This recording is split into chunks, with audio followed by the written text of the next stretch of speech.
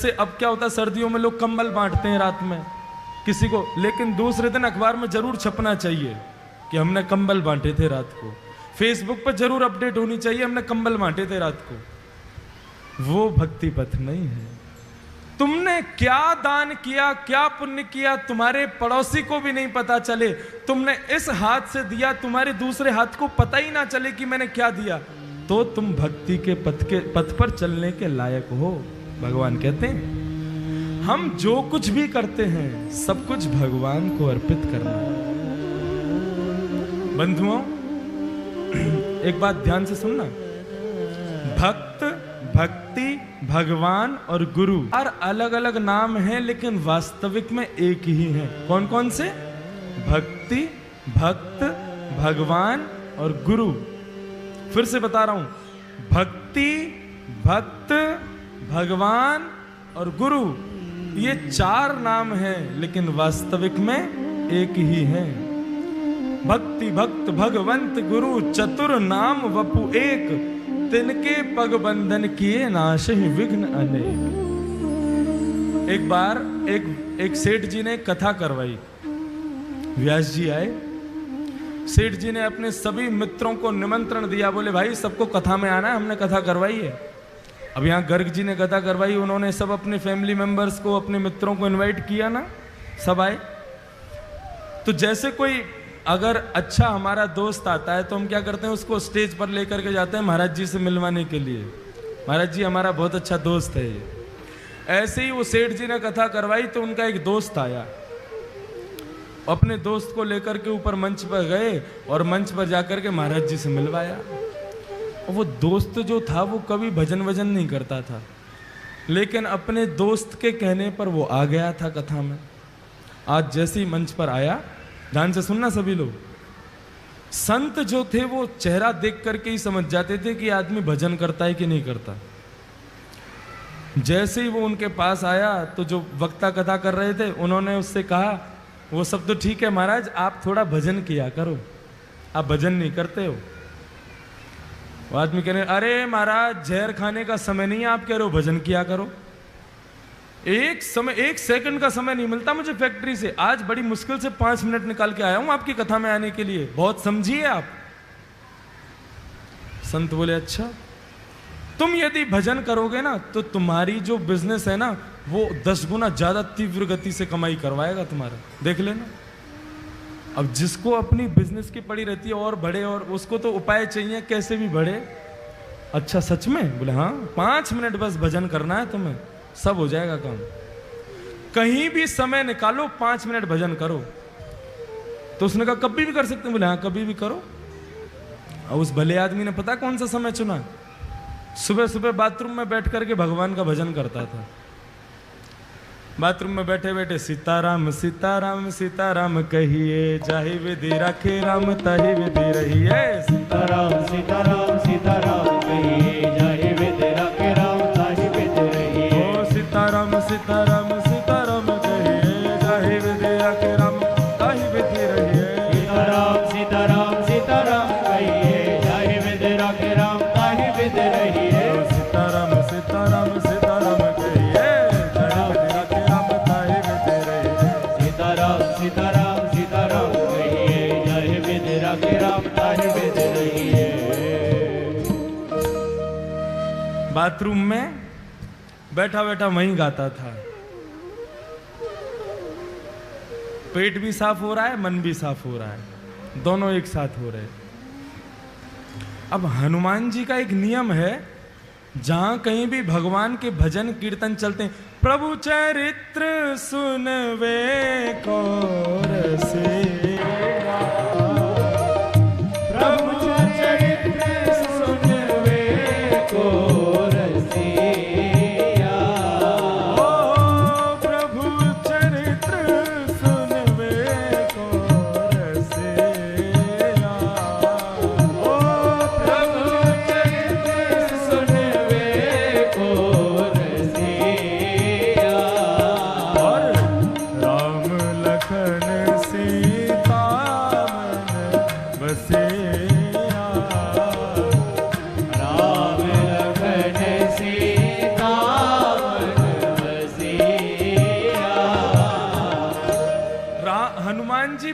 आपके चरित्र को सुनने के लिए बहाने ढूंढते रहते हैं। अरे कहीं कोई कीर्तन कर रहा हो, कहीं कोई कथा कर रहा हो, मुझे वहां भेज दो, मैं वहीं रहूंगा। अब जैसे ही सुना, अरे वाह, बड़ी बढ़िया कीर्तन की ध्वनि आ रही है, सीताराम सीताराम सीताराम कहिए, जाय विदिया के राम ताई। हे रघुनंदन श्री राम, ये जहां कहीं भी कीर्तन चल रहा है, आप कृपा करके मुझे वहां प्रकट कर दीजिए। और भजन कहां चल रहा था? भजन बाथरूम में। हनुमान जी महाराज ने आंख बंद की और जैसे ही पहुंचे,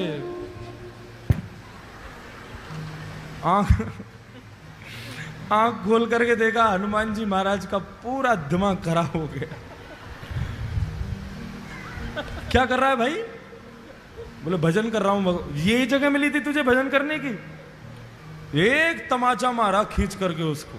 रुक जा, तेरी शिकायत करके आता हूं अभी राम जी से, कभी भी तुझे वैकुंठ नहीं बुलाएंगे अपने पास में। हनुमान जी का ऐसा दिमाग खराब हुआ, सीधे भगवान। अब इसका मतलब ये मत सोचना सुबह सुबह आप भी कहीं भी कर लो भजन, तो कोई बात नहीं है। हनुमान जी महाराज सीधे राम जी के पास पहुंचे। राम जी के दरबार में जैसे ही पहुंचे, राम जी महाराज बड़े दीनहीन सा मुख बना करके दर्द के मारे करा रहे थे, बैठे थे चुपचाप। हनुमान जी महाराज बोले, मेरे रघुनंदन श्री राम, मेरे प्यारे श्री राम, आपको मैं प्रणाम करता हूं।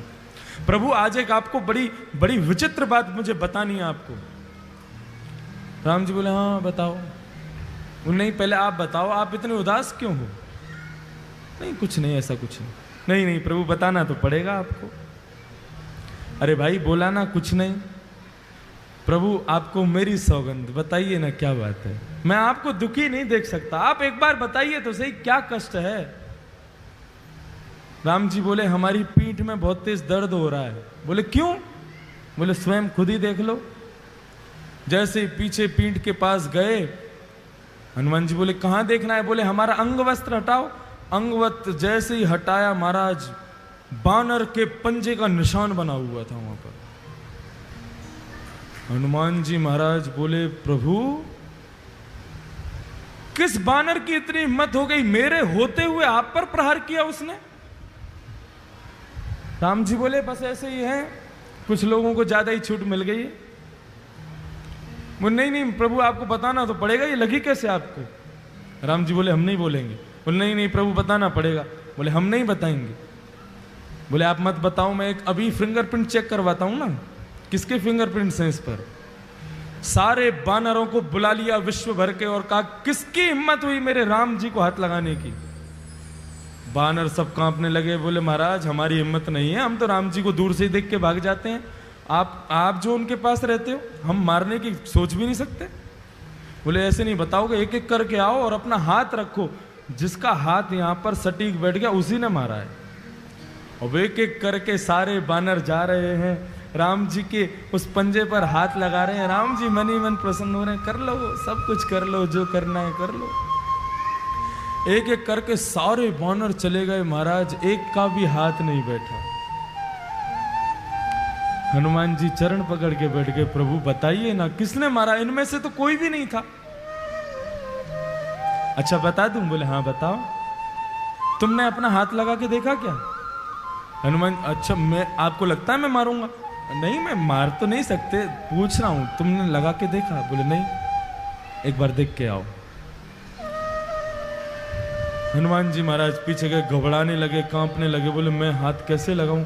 और जैसे जैसे हाथ पास आता जावे वो वैसे वैसे मैच होता जावे। और जैसे ही रखा बिल्कुल उसी शेप का था जिस शेप का हनुमान जी का हाथ।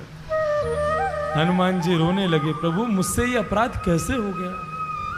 तब राम जी कह रहे हैं कि भक्त भक्ति भगवंत गुरु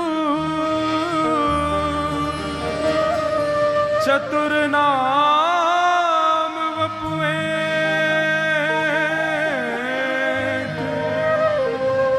तिनके पग वंदन किए, नाशहि विघ्न अनेक।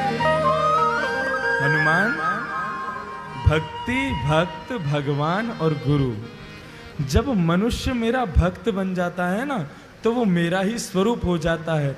उस पर आया कष्ट वो मुझे भी लगता है। तुमने मेरे एक भक्त को मारा, वो पीड़ा मेरे भक्त को कम हुई, मुझे ज्यादा हुई है, इसलिए मेरी कमर में लगा है। बंधुओं, भगवान कहते हैं जब व्यक्ति सर्वस्व मुझे अर्पित कर देता है तो उसका दुख मेरा दुख है, उसका सुख मेरा सुख है, उसका आनंद मेरा आनंद है। और वही भक्ति पथ का पहला स्वरूप है। हम जो कुछ भी करते हैं सब कुछ भगवान को अर्पित करना है। फिर दुख की घड़ी में भी वो तुम्हारे साथ है, सुख की घड़ी में भी वो तुम्हारे साथ है। ये भक्ति पथ का पहला मार्ग समझ में आ गया सब लोगों को। हम जो कोई भी पुण्य करते हैं, एक बार मुख से यदि हरि नाम भी निकलता है तो भी भगवान से कहो प्रभु मुझे इसके बदले कुछ नहीं चाहिए, आप रखिए। भगवान की दरबार में 3 चीज हमेशा याद रखना, तुच्छ, कुछ और सब कुछ। हमारे घर पर कोई मांगने वाला आ जाता है तो हम अपने घर की सबसे तुच्छ वस्तु उसको देते हैं, देते कि नहीं देते?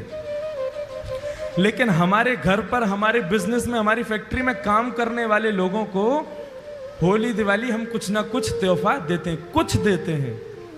लेकिन अपने खुद के बेटे और खुद की बेटी को हम सब कुछ दे देते हैं। यही रूल भगवान के मंदिर में लागू होता है।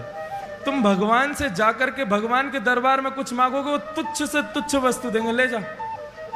लेकिन भगवान की कुछ सेवा करोगे तो भगवान कुछ देंगे। लेकिन भगवान के सामने भक्ति के पथ पर चलकर के सर्वस्व भगवान को दे दोगे तो भगवान भी तुम्हें अपना सब कुछ अर्पित कर देंगे। ये भक्ति पथ का प्रथम स्वरूप है। और भक्ति पथ का दूसरा स्वरूप क्या है? दूसरा स्वरूप थोड़ा कठिन है, अच्छे से इसको आदमी अपना नहीं सकता। कौन कौन से? ध्यान से सुनना। कि खंबायु अग्निम सलिलम महिम च ज्योतिषि सत्त्वा निदिशो द्रुमादि सरित समुद्रांश हरे शरीरम यत्किंच भूतम प्रणमेदनन्यम। भक्ति पथ का दूसरा स्वरूप क्या है? मैं पहले ही बोल दे रहा हूं, ये बहुत कठिन है। क्या?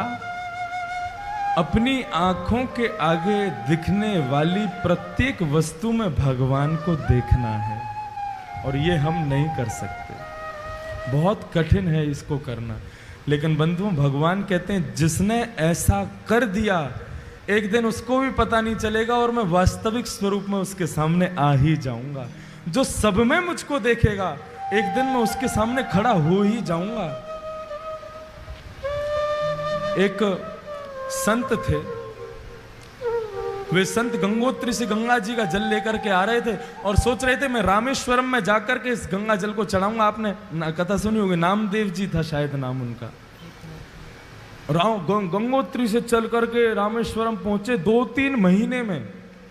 और जैसे ही रामेश्वर भगवान के मंदिर का शिखर दिखने लगा, वे बड़े, अरे जय हो मेरे राम, अब तो बस कुछ ही क्षणों में पहुंचने वाला हूं, मैं अपना गंगा जल चढ़ाने वाला हूं रामेश्वर भगवान पर। मैं इतने में ही क्या देखा, समुद्र के किनारे एक गधा प्यास के मारे व्याकुल है, जीभ बाहर निकाल करके इधर उधर लौट रहा है।